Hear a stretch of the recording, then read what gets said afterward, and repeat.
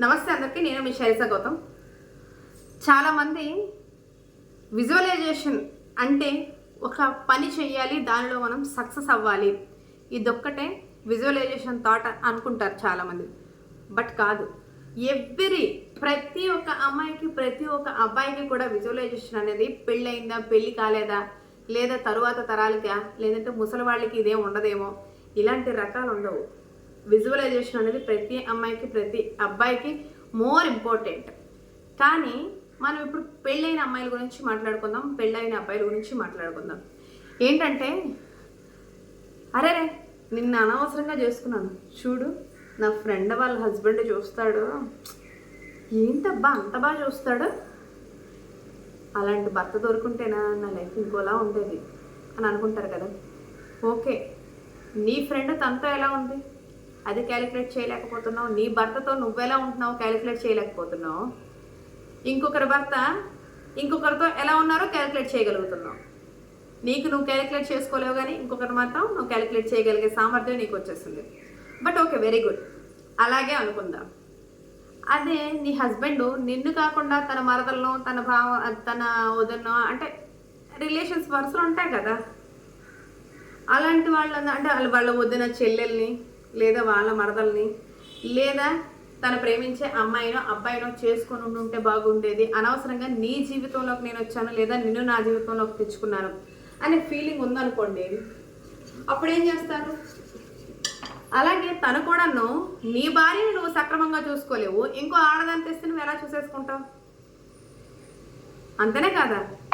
అందుకే ప్రతి మాట ఒక్క విషయంలో గుర్తుపెట్టుకోండి, మంచి అయినా చెడైనా కూడాను నేను చెప్పొచ్చేది ఏంటంటే, ప్రతి ఒక్క మనిషిలోన అవకతవకలు అనేవి కామన్గా ఉంటాయి, ప్రతి ఒక్కరి జీవితంలో కూడా.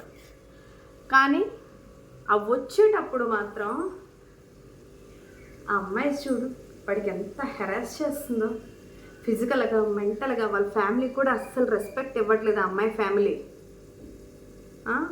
అమ్మాయి చూడు వాడిని కొడుతుంది, అబ్బాయిలా రౌడీలా ఇచ్చేస్తుంది. ఏంటి వీళ్ళు ఇలా రోడ్డుకి ఎక్కిపోతున్నారు, ఆ పక్కింటి వాళ్ళు ఎవరో అరుచుకుంటే ఏంటి వీళ్ళు బజార్ వాళ్ళ మాట్లాడుతున్నారు, బజార్ వాళ్ళ అరుస్తున్నారు, మన ఇంటి వరకు వినిపిస్తున్నాయి వాళ్ళ మాటలు అని మనం అనుకుంటున్నామే. అదే మన ఇంట్లో జరిగిన భాగోతం వేరొకడు వినేటప్పుడు అలాగే మాట్లాడుకుంటారు, అలాగే అనుకుంటారు. ఎందుకో తెలుసా? నీ ఒక్కడి ఇంట్లో గొడవ జరుగుతుంది అంటే అది బయట ప్రపంచానికి తెలియకుండా ఉండాలి అంటే ఇలా ఉండాలి, ఇలా ఉండకూడదు. అర్థమవుతుందా? పిన్ టు పిన్ సైలెంట్గా మాట్లాడుకుంటే సామరస్యంగా సమాధానం దొరుకుతుంది, కుక్కల్లా ఆర్చుకుంటే సమాధానం దొరకదు. అదే కాకుండా ఆ అమ్మాయి కూడాను, ఆ అబ్బాయి చూడు ఆ అమ్మాయిని ఎంత బాగా చూసుకుంటున్నాడు, నాకే కనుక అలాంటి హస్బెండ్ దొరుకుంటేనా సూపర్గా ఉండేది అని అనుకుంటారు.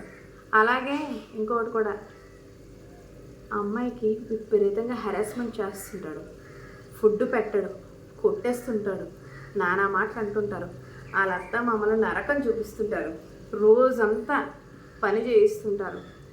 ఏంటి అమ్మాయికి ఒక బట్టలు కొనరు, ఒక బంగారం కొనరు, ఒక భాగ్యం కొనరు, ఎక్కడ తీసుకెళ్ళరు, ఎక్కడ తినరు.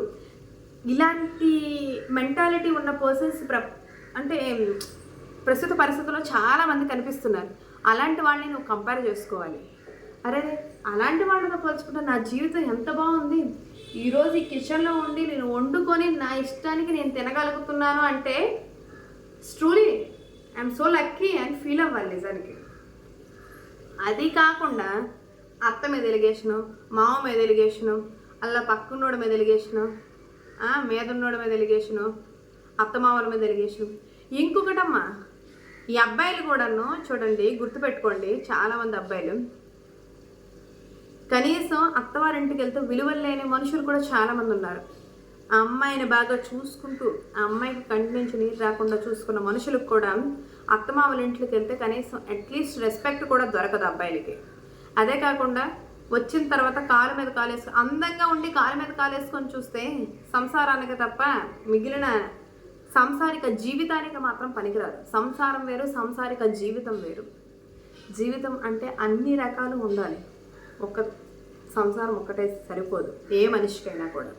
అలాగే అలాంటి వాళ్ళని కూడా కంపేర్ చేసుకోండి. ఎంత అందంగా ఉన్నా జీవితాన్ని ఒక చదరంగంలో గెలవడం అనేది చాలా కష్టమైన పని. అయినప్పటికీ కూడా చదరంగం అని తెలిసినా కూడా దూరుతారు. కాబట్టి నువ్వు ఇంకొకరిని కంపేర్ చేసుకో. కనీసం వాడి భర్త కూడా గౌరవించడు, వాళ్ళ అత్తమామలు గౌరవించరు, కానీ వాడు ఎంత బాగా చూస్తాడు అని చాలామంది కంపేర్ చేసుకోండి. ఇలాంటివి కంపేర్ చేసుకోండి. ఆడలా చేస్తున్నాడు, నేను కూడా నా పిల్లని కొడతాను చూడు, అదేమో తన భర్తకి తిండి కూడా పెట్టకుండా చూస్తుంది, నేను కూడా నా భర్తకు అలాగే తిండి పెట్టకుండా చూస్తాను, ఖచ్చితంగా లైన్లోకి వస్తాడు అనే ఈ పనికిమాల కంపారిజన్లు ఎవరైతే చేస్తారో వాళ్ళ జీవితం చేజేతులారా వాళ్ళే నాశనం చేసుకున్నట్టు అవుతుంది. కావాలంటే ఒక్కసారి ట్రై చేసి చూడండి, బట్ ఇదే కరెక్ట్. కానీ ఎవరికైనా కూడాను ఒకరికి చెడు జరిగింది, అంతకన్నా మనం బెటర్ పొజిషన్లో ఉన్నాం. ఒకరు మోసపోయారు, అంతకన్నా మనం బెటర్ పొజిషన్లో ఉన్నాం. ఒకరికి డబ్బు ఉంది, ఏంటి వాళ్ళు సంతోషంగా నలుగురు కలిసి తెలియనప్పుడు వాళ్ళకి డబ్బు ఉంటే ఏంటి, డబ్బు లేకపోతే ఏంటి చెప్పండి. అలాగే రోడ్డు మీద అడుగుతుంటుంటారు చాలామంది, రోడ్ల మీద కొట్టుకుంటారు. అమ్మో అలాంటి వాడు కాదు ఇంకా నా భర్త, నేను సో హ్యాపీ అని అనుకోవచ్చు. కానీ భర్తలు ఈ బెట్టింగ్స్లో పడుతుంటారే, భర్తలవని అబ్బాయిలవని అమ్మాయిలవని బెట్టింగ్స్లో పడతారు. పడడం వల్ల ఒక్కసారి లాస్ అయిందా చెప్పినప్పుడు వినాలి, 2 సార్లు లాస్ అయిందా చెప్పినప్పుడు వినాలి, 3వసారి ఇంకా తట్టుకోవడం కష్టం అయిపోద్ది. ఏ అమ్మాయి కావని ఏ అబ్బాయి కావని కొంత లిమిట్ పీరియడ్ అనేది ఉంటుంది. కష్టపెట్టచ్చు, బాధ పెట్టచ్చు. ఇంట్లో వాళ్ళు నీకు సపోర్ట్ చేయలేదనుకో నువ్వు నెగిటివ్గా వెళ్ళొచ్చు. నువ్వు ఇంట్లో సపోర్ట్ చేసేటప్పుడు కొంతలా మారాల్సిన పరిస్థితి నీకైతే ఉంది. ఎందుకు అర్థం చేసుకోవు? మారాలి. పిల్లలు, పిల్లం, అమ్మ, నాన్న, అత్తమామలు అందరూ ఉంటారు. అందరి మీద నువ్వు బాధ్యత వహించాల్సిన పరిస్థితి నీకు ఉంటుంది. కొన్ని సందర్భాల్లో మొత్తం లీడ్ తీసుకోవాల్సిన బాధ్యత కూడా నీదే ఉంటుంది అన్నమాట. ఎందుకంటే వచ్చిన అమ్మాయికి వాళ్ళకి అన్నదమ్ములు లేకపోయి ఉండొచ్చు, లేదా వాళ్ళ ఫైనాన్షియల్గా ఇబ్బంది పడవచ్చు, లేదా వాళ్ళకి ఆస్తులు కూడా నీకు ఇవ్వలేకపోవచ్చు. రకరకాల ఇష్యూస్ ఉంటాయి. కాబట్టి అబ్బాయిలు మాత్రం బీ కేర్ఫుల్. ఎందుకు చెప్తున్నానంటే బాధ్యత వహించండి. అలాగే అబ్బాయిలే కాదు, నీకు అన్నదమ్ములు లేరు, నీకు జరుగుబాటు లేదు, అయినప్పటికీ కూడా అమ్మాయిలు వెర్రవీగిపోతుంటారు. నాకేంటి, నేను దేన్నైనా చేస్తాను, నేను దేన్నైనా సాధించు, ఎవరొద్దన్నారు. అలా అని చెప్పి అత్తమామల్ని మొగుడిని రోడ్డుకి ఇచ్చేసి నువ్వేం చేస్తావు? ఏం చేయలేవు కదా. సో ప్లీజ్ జీవితంలో ఎప్పుడు కూడాను పర్ఫెక్ట్గా ఉండాలి అనుకుంటే కనుక జీవితాన్ని విజువలైజేషన్ చేసుకోండి. వాళ్ళకన్నా నేను బెటర్ పొజిషన్లో ఉన్నాను, సో ఇంకా బెటర్ పొజిషన్లో ఉండాలనే థాట్ పెట్టుకోండి తప్ప వాళ్ళలా నేను ఉండాలి, వీళ్ళలా నేను ఉండాలి అలాంటివి పెట్టుకోకండి. ఎవడి జీవితం వాడిదే. ఒకరిని కంపేర్ చేసుకుంటూ జీవితంలో ముందుకు ఇంక వెళ్ళలేవు. సో ఇంతకన్నా ఎక్కువగా చెప్తే బోర్ కొట్టేస్తుంది. కాకపోతే మీ ఎవరి ఫ్యామిలీలో అయినా కొన్ని విషయాలు సర్వే అవ్వకుండా, ఎందుకంటే ఇప్పుడు డివోర్స్ కేసులు కూడా విపరీతంగా పెరిగిపోయాయి. పెళ్ళైన 10-15 రోజులకే డిస్ప్యూట్స్ స్టార్ట్ అయిపోతున్నాయి అనమాట. 10-15 రోజులకి డిస్ప్యూట్స్ స్టార్ట్ అయిపోయి ఇంకా 6 మాసాలు పూర్తి కావట్లేదు, కాలపాలని సమంగా ఆడడమే లేదు, వాళ్ళు తిరగడమే లేదు, డిస్టర్బెన్స్ క్రియేట్ అయిపోయి డివోర్స్కి వెళ్ళిపోతున్నారు. సో అలా కాకుండా ఉండాలంటే కంపేర్ చేసుకోండి. వేరొకరిని ఎవరినో వద్దు. మన ఫ్యామిలీలో మన అక్కలు, మన చెల్లెలు, మన బావలు, మన మరదళ్ళు, మన అన్నయ్యలు, మన తమ్ముళ్ళు ఉంటారు కదా, వాళ్ళని కంపేర్ చేసుకోండి. కంపారిటివ్లీ చూసుకుంటే ఓకే, వాళ్ళకన్నా నేను బెటర్గానే ఉన్నాను కదా. సో వాళ్ళు అలా ఉన్నారు అంటే మా అక్క ఎంత బాగా చూసుకుంటుందో తన్ని, లేదు మా అన్నయ్య మా వదిని బాగా చూసుకుంటున్నాడు అంటే మా వదిని ఎంత బాగా చూసుకుంటుందో మా అన్నయ్య మా వదిని అంత చక్కగా చూసుకుంటున్నాడు. అలా క్రియేటివిటీ, అలా హాలోజినేషన్ చేయండి, అలా విజువలైజేషన్ చేయండి, మీ లైఫ్ పక్కా బాగుంటుంది. సో పక్కన ఏ డిస్టర్బెన్స్ ఉన్నా అవన్నీ పట్టించుకోకండి. నేను చెప్పే మాటనే మీరు వ్యక్తపరచండి. చూడండి, పక్క డిస్టర్బెన్స్ వస్తుందనే కామెంట్ కూడా చాలామంది పెడతారు. ఎందుకు?